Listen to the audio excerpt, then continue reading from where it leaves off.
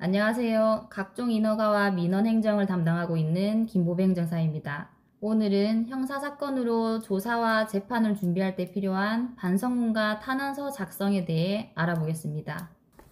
반성문 꼭 작성해야 하나요? 혹시 작성하지 않으면 개인적으로 불이익이 발생하나요?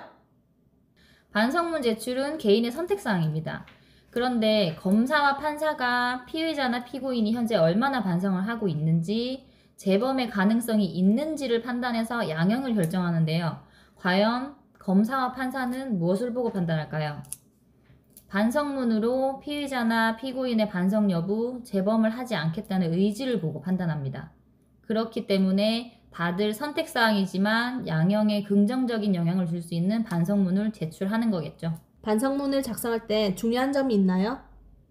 반성문에는 본인의 잘못을 인정하고 사건의 경위를 솔직하게 설명하는 게 좋아요.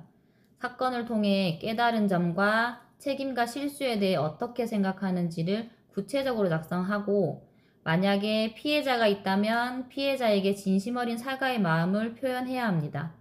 마지막으로 재범 방지를 위해 계획하는 변화, 예를 들어 상담이나 재활 프로그램 참여, 봉사활동 등 명확한 계획을 작성하는 것이 좋습니다.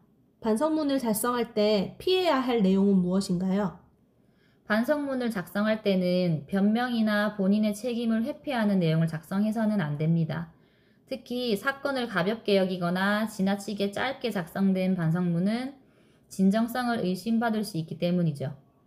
예를 들어 억울한 부분도 있지만 반성하는 마음으로 씁니다 라는 표현은 반성보다는 자신의 무죄를 주장하는 인상만 남기기 때문에 이번 사건으로 사회에 큰 폐를 끼쳤고 제 행동에 대한 책임을 깊이 반성합니다 라는 내용이 좋습니다. 다음 예로 제 상황을 조금만 이해해 주신다면 좋겠습니다 라는 표현은 상황을 부각하여 형량을 낮추려는 인상을 주는 표현입니다. 이 문장은 변명의 여지 없이 저의 행동을 깊이 반성하며 앞으로 책임감 있는 자세로 살아가겠습니다 라는 내용이 좋습니다. 형사사건 반성문에는 처벌 경감을 요구하기보다 진지하게 자신의 잘못을 반성하는 것이 무엇보다 중요합니다. 반성문 작성은 본인이 직접 해야 하나요? 반성문은 본인이 자필로 작성하는 것이 가장 좋은데요. 검사와 판사가 피의자와 피고인의 태도를 확인할 수 있는 중요한 자료이기 때문에 인쇄본보다는 자필로 작성해서 정성과 진심을 전달해야 됩니다. 반성문은 얼마나 작성해야 되나요?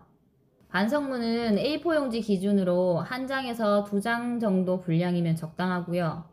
너무 짧거나 너무 길면 요점이 흐려지거나 진정성을 해칠 수 있기 때문에 반성과 다짐을 핵심적으로 담아내는 것이 가장 중요합니다. 탄원서는 반성문과 어떤 차이가 있나요? 탄원서는 피의자나 피고인을 잘 아는 주변 사람이 선처를 요청하는 서류이고요. 반성문은 사건 본인이 작성하고, 탄원서는 가족이나 친구, 직장 동료 등이 피의자나 피고인의 평소 성품, 사건 이후의 태도에 대해서 작성해서 선처를 부탁하는 게 목적입니다. 탄원서는 여러 사람이 제출하는 것이 도움이 되나요? 당연히 여러 사람이 탄원서를 제출하는 것이 도움이 되죠. 다만 단순히 수가 많기보다는 진정성 있고 각기 다른 관점에서 피의자나 피고인을 설명하는 것이 중요하고요. 반성문과 같이 한두 장 분량이면 적당하고, 각 탄원서에는 피고인의 다른 면모를 증언하면서 진심 어린 호소의 문구를 담는 것이 좋습니다. 그렇다면 탄원서 작성할 때 피해야 할 내용은 무엇인가요?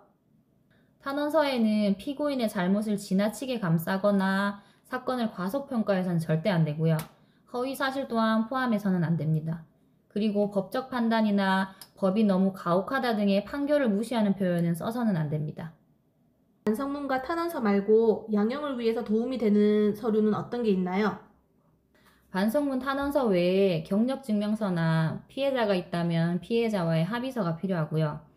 사건과 관련된 교육 프로그램 수료증이나 봉사활동 확인서, 만약 술이나 약물에 관련된 문제가 있는 경우에는 재활 의지를 위한 치료 증명 자료를 제출하는 것도 좋습니다. 그리고 피탄원인이 평소 앓고 있는 질병이나 질환이 있다면 진단서나 의사 소견서를 제출하는 것도 도움이 됩니다. 또 가족을 부양해야 한다면 가족관계 증명서도 제출하는 것이 좋겠죠. 반성문, 탄원서와 같은 양형 자료를 준비하는 과정에서 전문가의 도움이 꼭 필요한가요?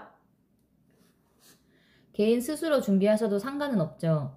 근데 효과적으로 어필하려면 기준에 맞는 준비 방법을 알고 해야 되고 개개인의 상황에 맞게 어필해야 되기 때문에 아무래도 전문가의 조언을 받는 것이 도움이 되죠.